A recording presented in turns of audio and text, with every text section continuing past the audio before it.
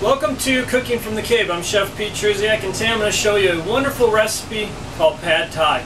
Pad Thai is one of my personal favorite dishes because, one, I remember having it when I first moved out of the house, away from my mom's wonderful cooking, and it always sort of stayed with me as that first real authentic dish that I had outside of all that traditional Italian food I grew up eating. Today I'm going to show you how to make it. First of all, I'm going to introduce garlic scapes to this dish. Garlic scapes, we've done them on a few other recipes on Cooking from the Cave. Garlic scapes are the shoot that the garlic shoots up towards the sun. This will turn into seeds. The farmers will then take the tops of this, plant it back into the ground, and then they'll get their fall garlic. So this becomes spring garlic, and then the tops become fall garlic. You can eat this though, and that's what we're going to use. We're going to use this, the garlic scapes as a little bit of a garnish at the end, and it has a sweet garlic flavor. So I'll show you how we're going to add that in a little bit. But let's start off cooking the chicken and the noodles. These are wide rice noodles. You can get the extra wide, which are a little bit thicker than these. These you don't boil like traditional noodles. You're going to let them soak in hot water. So behind my wok here, I have a big stock pot of boiling water. Since we're going to begin the recipe, the noodles will take roughly about 7 to 10 minutes. This whole dish will give you, will take you about 10 minutes to cook. It's a great dish to cook when you're coming home from work, like I am, and I just want to do something fast. Perfect dish for you. We're going to turn off this heat. We're going to pull this pot off the burner, and when we do that, we can now dump our noodles into this water. Again, this is 1 pound of noodles, and we're not going to really do anything to it. We're just going to let them steep in that water. As that's going on, I'm going to turn on my wok here, and I have some seasoned chicken. It's just seasoned with salt and pepper. And once my wok gets hot, I'm going to add a little sesame oil to it, and then I'm going to dump my chicken into it. The wok is going to be hot, so be careful when you do this. I'm going to check my handles. They're not too hot to start to swirl this, but I'm just going to swirl around that sesame oil on the bottom of my pan. Make sure I get the entire sides coated with oil, the bottom coated with oil. I'm using a flat bottom wok, but the belly of my wok still comes down like a traditional wok into a round base. So that's good. Once that oil starts to simmer, or actually start to smoke a little bit, which we're getting here, I can go ahead and add my chicken. The key thing though, make sure your chicken is pre-seasoned, and make sure your wok is hot enough so when I dump that chicken in, you get that high sear noise.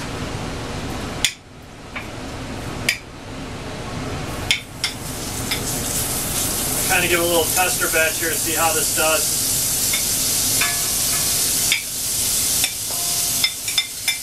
And I'm going to fan my chicken out, so from the inside of the belly to the outside, I have the chicken laid out in a flat surface. I want to brown this and cook this as fast as possible. I also want to make sure, if you notice, my hood's been going from the get-go. So even before I put food in there, my hood was going for a good 5 minutes beforehand, so that all this smoke is not filling up my apartment or my house, but it's going to go through my hood and then outside. We're going to let this cook now for about a minute on this side. We're going to rotate it, we're going to flip it around, and then we're going to start to saute and sear the other side of the chicken. After 3 minutes, I've rotated the chicken. It's nice and brown. You can also check the chicken by just cutting a little piece open, making sure it's white inside. You don't want any pink. At this point, check your wok handles, make sure they're not so hot you can't pick them up. And we're going to actually take the chicken out of the pan now and put them on this plate. Move your chicken to your other plate here. It's okay if it cools down a little bit. Add another layer of oil. Give that pan a nice swirl. Put it back on your burner. And I didn't mention this earlier, but I just wanted to mention it now. Make sure that burner is as hot as it can get. We're going to add our carrots. These are shredded carrots. We're going to add our pea pods. We're going to add 6 cloves of garlic, as well as 1 serrano pepper. Mix all this up together. And just keep moving it around. Just keep sauteing it. And we're just going to keep moving these around until the pea pods are cooked. Carrots turn a little bit brighter orange in color. This should be roughly about 2 minutes of just constant stirring.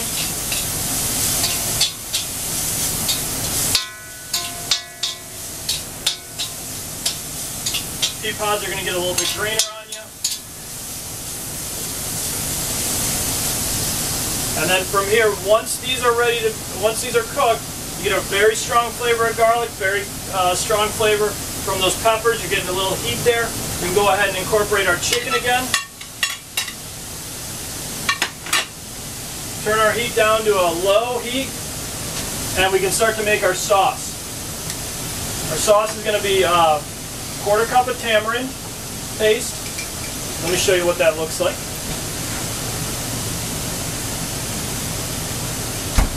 This is tamarind concentrate cooking. It comes out, it's fairly thin, but it still has a lot of flavor in there. We're going to take 1/4 cup of that, 1/4 cup of fish sauce, and you should really only have to buy fish sauce once in your life because it never goes bad. I'll show you a bottle of that.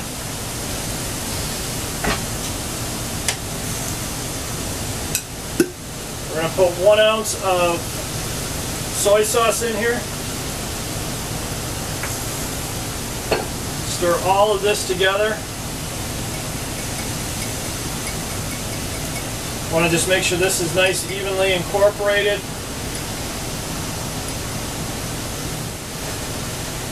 We're going to take that liquid, pour that into a little larger bowl. And the reason why I use a clear bowl for that is so I can make sure that none of that tamarind gets stuck to the bottom. If I'm using a solid bowl like this, when I incorporate my liquids together, I can't see if any of this concentrate's still on the bottom. We're going to then put in a 1/4 cup of brown sugar. Stir this up. And I'm just going to keep stirring until I don't really feel any more of the grit from the sugar. Set that aside. I can go ahead and incorporate a few of my last ingredients. Those are going to be my diced shallots, my vegetables and chicken. I can go ahead and strain my noodles now. So I'm going to go ahead and do that, incorporate that in the chicken, we'll dump the sauce in and we'll finish up this beautiful dish. I've strained our noodles. I've turned the pan back up to high heat. Very important at this point. I'm going to give our noodles a little shake here. I'm going to dump the noodles in.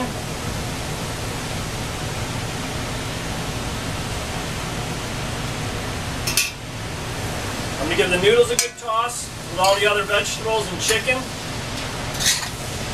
And you want to work fast now because you don't want any of the noodles to stick to the bottom of the pan. And now we're going to incorporate our sauce.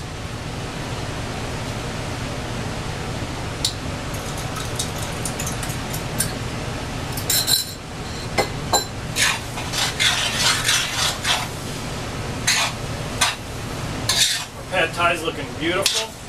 And now we're going to plate up. Just try and grab a good mixture of not only the vegetables, the chicken, and the noodles. We're going to garnish with garlic scapes, some chopped peanuts,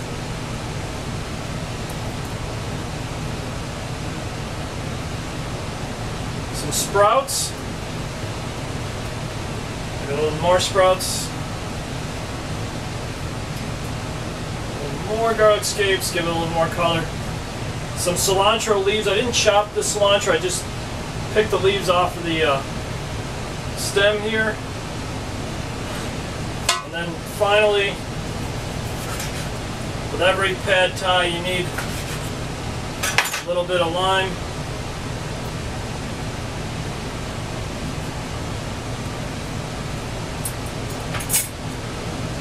And then one for garnish.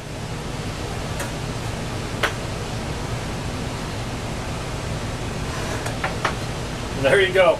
A simple dish you can make in about 10 minutes. Running low on time. You want to come home and make a great meal, a lot of flavor for your family. There you go, pad thai with some garlic scapes, bean sprouts, rice noodles, and chicken. Thank you very much for watching Cooking from the Cave. I'm Chef Pete Truziak, and I'll see you real soon.